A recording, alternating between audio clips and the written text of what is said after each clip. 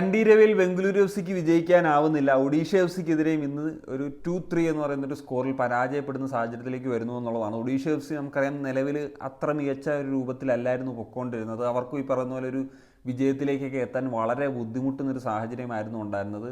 എന്താണെങ്കിലും Bengaluru F C പരാജയപ്പെടുന്നു. അതും ഒഡീഷ എഫ് സി ഒരു കംബാക്കൊക്കെ നടത്തിയിട്ടാണ് ഈ ഒരു മത്സരത്തിൽ വിജയം സ്വന്തമാക്കുന്നത് എന്നുള്ളതാണ്. ഇതോടുകൂടി നമുക്കറിയാം ഷീൽഡ് റേസിൽ ഇനിഷ്യൽ സ്റ്റേജിൽ ഉണ്ടായിരുന്ന ഒരു ടീമായിരുന്നു ബംഗളൂരു എഫ് സി. പക്ഷേ കഴിഞ്ഞ 4 മാച്ചസിലായിട്ട് അവർക്ക് ആകപ്പാട് ഒറ്റ പോയിൻ്റാണ് നേടാൻ സാധിച്ചത്. അത് ഒരു പത്തറ്റിക് സിറ്റുവേഷൻ തന്നെയാണ്. നിലവിൽ അവർ ഷീൽഡ് റേസിൽ നിന്ന് പുറത്തായി എന്നുള്ളൊരു സാഹചര്യത്തിൽ വരെയാണ് നിൽക്കുന്നതെന്ന് നമുക്ക് പറയാനായിട്ട് സാധിക്കും. കാരണം ഇപ്പം ഒന്നാമത് നിൽക്കുന്ന മോഹൻ ബഗാനുമായിട്ടുള്ളൊരു പോയിൻ്റ് ഡിഫറൻസ് എന്ന് പറയുന്നത് തന്നെ ഈ ഒരു സ്റ്റേജിൽ 9 പോയിൻറ്റിൻ്റെ ഡിഫറൻസ് ആണുള്ളത്. ജംഷഡ്പൂർ എഫ് സി ആയിട്ട് ഇപ്പം സെയിം പോയിൻ്റ് തന്നെയാണെങ്കിലും ജംഷഡ്പൂർ 2 മാച്ച് കുറച്ചാണ് കളിച്ചിട്ടുള്ളത്. ഒഡീഷ ഗോവയായിട്ട് 2 പോയിൻറ്റ്സിൻ്റെ ഡിഫറൻസ് ഉണ്ട്. അവർ ഈ പറഞ്ഞ ഒരു മാച്ച് കുറവാണ് കളിച്ചിട്ടുള്ളത്. അപ്പം അങ്ങനത്തെ സാഹചര്യങ്ങൾ ഈ പറഞ്ഞ ടീമുകളൊക്കെ പോയിൻറ്റ്സ് ഡ്രോപ്പ് ചെയ്താൽ മാത്രമേ ഈ പറഞ്ഞൊരു ഷീൽഡ് റേസ് എന്ന് പറയുന്നൊരു ലെവലിലേക്ക് ബംഗളൂരു എഫ് സിക്ക് മുന്നോട്ട് പോകാനായിട്ട് സാധിക്കത്തുള്ളൂ എന്നുള്ളതാണ്. ഈ ഒരു മത്സരത്തിലേക്ക് വരുമ്പോഴത്തേക്കും ആദ്യത്തെ 13 മിനിറ്റ്സ് എസ്പെഷ്യലി എടുത്തു പറയേണ്ടതാണ്. ബി എഫ് സിക്ക് ആ 2 ഗോൾസ് ആ ഒരു മൊമെൻറ്റ്സിൽ തന്നെ സംഭവിച്ചിട്ടുണ്ട് എന്നുള്ളതാണ്. ആദ്യം എഡ്ഗറിൻ്റെ ഒരു കിഡിലൻ ഗോളായിരുന്നു. അതിനുശേഷമാണ് സുനിൽ ഛേത്രി 40ാമത്തെ വയസ്സിൽ വാട്ട പെർഫോമൻസ് 11ാമത്തെ ഗോളായി കഴിഞ്ഞു. മിക്കവാറും സുനിൽ ഛേത്രിയുടെ തന്നെ കരിയർ ബെസ്റ്റ് ISL ആയിട്ട് മാറാൻ വരെ ഈ ഒരു സീസൺ സാധ്യതയുണ്ട്. ഒഡീഷ എഫ് സിയുടെ ഭാഗത്തു നിന്ന് യാതൊരു വിധ ഷോട്ടോ ഓൺ ടാർഗറ്റോ അറ്റാക്കിംഗ് മൂവ്സ് ഒന്നും എഫക്റ്റീവായിട്ട് വരുന്നത് ഒന്നും ആ മിനിറ്റ്സിൽ കണ്ടിട്ടുണ്ടായിരുന്നില്ല. പിന്നീടാണ് കുറച്ചെങ്കിലും ഒന്ന് താളം കണ്ടെത്താനായിട്ട് ഒഡീഷ എഫ് സി ശ്രമിച്ചത്.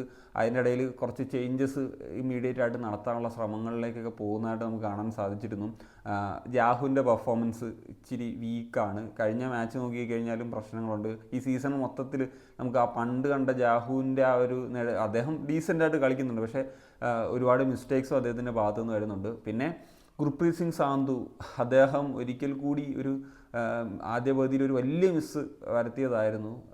ഇപ്പം ആ ഒരു സാഹചര്യം ബോമസിന് കൃത്യമായിട്ട് യൂട്ടിലൈസ് ചെയ്യാൻ സാധിച്ചില്ല. എന്നാൽ കുറച്ച് മിനിറ്റുകൾക്ക് ശേഷം ഏതാണ്ട് 26ാമത്തെ മിനിറ്റിലാണ് ഒരു മൗറീഷ്യോ ഫൗൾ ചെയ്യുന്നത്. അതൊരു റെഡ് കാർഡ് ഇൻസിഡൻറ്റുമായിട്ട് മാറിയെന്നുള്ളതാണ്. അതൊരു കോൺട്രവേഴ്ഷ്യൽ ആയിട്ടുള്ളൊരു ഡിസിഷൻ തന്നെയായിരുന്നു. നമുക്ക് നോക്കാം ഇനിയൊരു കമ്മിറ്റിയൊക്കെ ഉണ്ടല്ലോ, ആ ഒരു ഡിസിഷൻ അതിൻ്റെ ചേഞ്ച് വരുത്തുക എന്നുള്ളത്.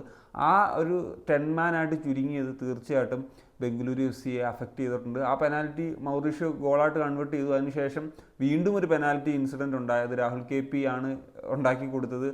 ഒരു ഹാൻഡ് ബോൾ അവർക്ക് സംഭവിക്കുന്നതും പിന്നീടാണ് ആ ഒരു ആദ്യം തന്നെ 2-2 എന്ന ലെവലിലേക്ക് കാര്യങ്ങൾ മാറുന്നത്. അതിനുശേഷം 2ാം പകുതിയുടെ ആദ്യ മിനിറ്റ്സിലൊക്കെ തന്നെ ഒഡീഷ എഫ് സിക്ക് ആ 3ാമത്തെ ഗോളും സ്കോർ ചെയ്യാനായിട്ട് സാധിച്ചു എന്നുള്ളതാണ് ഈ കളിയിൽ അവർക്ക് ആ പറഞ്ഞ ഒരു കംബാക്ക് നടത്താനായിട്ടുള്ളൊരു സാഹചര്യത്തിലേക്ക് വന്നത് എന്നുള്ളതാണ്.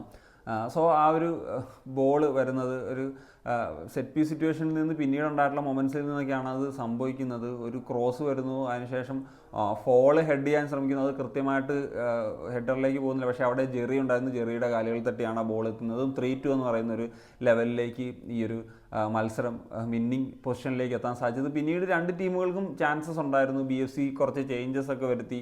പക്ഷേ എനിക്ക് തോന്നുന്നു ഒഡീഷ എഫ് സിക്ക് കൺവേർട്ട് ചെയ്യാൻ പറ്റുന്ന ചില സാഹചര്യങ്ങളിലേക്കൊക്കെ പോകാമായിരുന്നു. കാരണം അവർ 10 പേരായിട്ട് ചുരുങ്ങി. അത് കഴിഞ്ഞ് അവരൊരു ഗോളിന് പുറകിലാണ്. അവർക്ക് മുന്നോട്ട് പോകണമെങ്കിൽ ഗോൾ അടിച്ചേ പറ്റുള്ളൂ. BFCക്ക് ആ ഒരു സിറ്റുവേഷനാണ്. പിന്നീട് വിങ് ബാക്കായിട്ട് കളിക്കുന്ന റോഷനൊക്കെയാണ് സെൻട്രൽ ബാക്കിലൊക്കെ കളിക്കുന്നത് നമ്മൾ കണ്ടത്. അപ്പോൾ അതൊക്കെ യൂട്ടിലൈസ് ചെയ്യാൻ കൃത്യമായിട്ട് സാധിച്ചില്ല. എങ്കിലും ഒഡീഷ എഫ് സിക്ക് ഇത് ഒരു ആശ്വാസം തന്നെയാണ്. കാരണം ഒരു വിജയത്തിന് വേണ്ടി അവർ തീർച്ചയായിട്ടും ആഗ്രഹിച്ചൊരു സാഹചര്യമായിരുന്നു ഉണ്ടായിരുന്നത്. അത് കണ്ടീരവിൽ പോയി ബംഗളൂരു എഫ് സിക്കെതിരെ സ്വന്തമാക്കാൻ സാധിക്കുന്നു എന്നുള്ളത് എടുത്തു പറയേണ്ടതാണ്. ഈ ഒരു കാര്യത്തെപ്പറ്റി പറയുമ്പോൾ നമുക്കറിയാം ആദ്യത്തെ ഏതാണ്ട് മാച്ചസിലൊക്കെ ഒരു ക്ലീൻ ഷീറ്റ് സ്വന്തമാക്കിയിട്ടുള്ള ഒരു ടീമായിരുന്നു ബംഗളൂരു എഫ് സി. അതിനുശേഷം ഇപ്പോൾ തുടർച്ചയായിട്ട് 12 മാച്ചസിൽ അവർക്ക് ക്ലീൻ ഷീറ്റ് കിട്ടുന്നില്ല എന്നുള്ളതാണ്. കേരള ബ്ലാസ്റ്റേഴ്സിനെതിരെ ആണ് ആദ്യമായിട്ട് അവരുടെ ക്ലീൻ ഷീറ്റ് പോകുന്നത്. സോ അതിനുശേഷം എല്ലാ മത്സരത്തിലും അവർക്ക് ഗോൾ വഴങ്ങേണ്ട ഒരു സാഹചര്യത്തിലേക്ക് പോയി. ഈ മത്സരത്തിലും അത് സംഭവിച്ചിട്ടുണ്ട് എന്നുള്ളതാണ്. എന്താണെങ്കിലും ഒഡീഷ എഫ് സിക്ക് ഈ പറഞ്ഞ പോലെ ടോപ്പ് 6 പ്ലേ ഓഫ് സാധ്യതകൾ ഒക്കെ നിലനിർത്താൻ ഈ ഒരു മത്സരത്തിൽ വിജയം സഹായകരമായി എന്നുള്ളതും പറയേണ്ടതാണ്. ലൊബേറയുടെ ഒരു ഡൗൺഫാൾ ആണോ അല്ലെങ്കിൽ ലൊബേറയുടെ പണി തീർന്നോ എന്നൊക്കെ ഉള്ളതായിരിക്കും ആദ്യ 15 മിനിറ്റിലേക്ക് ആളുകൾ ചിന്തിച്ചെങ്കിൽ എന്താണെങ്കിലും ഈ ഒരു മത്സരത്തിലെ ഫലം എന്താണെങ്കിലും ഒരു ആശ്വാസം തന്നെയായിരുന്നു ഒഡീഷ എഫ് സിക്കും ലൊബേറയ്ക്കും. അപ്പോൾ നിങ്ങളുടെ ഒപ്പീനിയൻ തീർച്ചയായും കമ്പോസ് ചെയ്യാൻ ഒരു കണീഷൻ സനിയഫ്.